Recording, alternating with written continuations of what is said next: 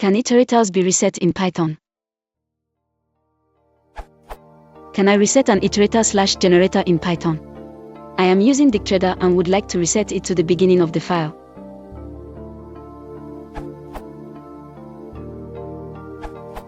No, Python's iterator protocol is very simple and only provides one single method, .next, or __next__, and no method to reset an iterator in general. The common pattern is to instead create a new iterator using the same procedure again. If you want to save off an iterator so that you can go back to its beginning, you may also fork the iterator by using itertools.t.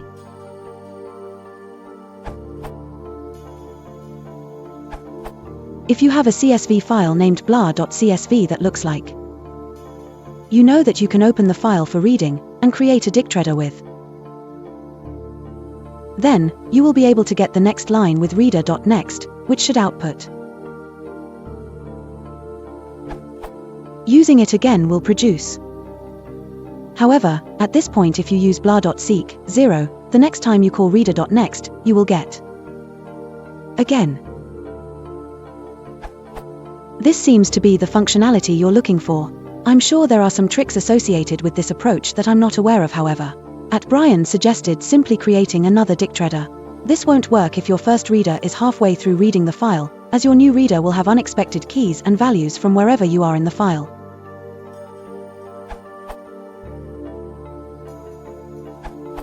I see many answers suggesting itertools.t, but that's ignoring one crucial warning in the docs for it.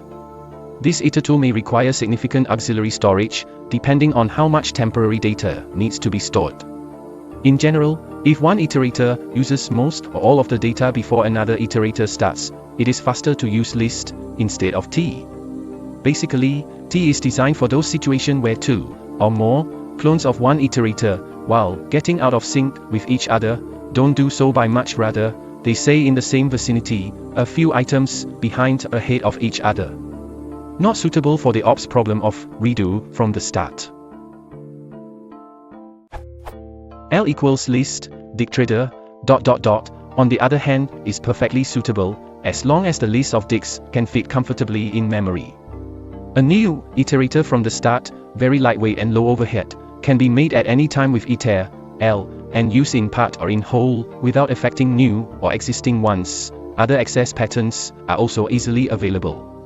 As several answers rightly remark, in the specific case of CSV, you can also .seek 0, the underlying file object, a rather special case.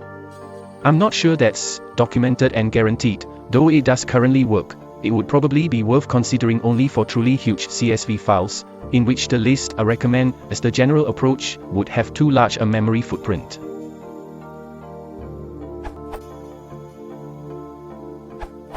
There's a bug in using .seek 0, as advocated by Alex Martelli and Will Duck above, namely that the next call to .next will give you a dictionary of your header row in the form of key 1 column key 1, key 2 column key 2, ... The workaround is to follow file.seek 0 with a call to reader.next to get rid of the header row. So your code would look something like this.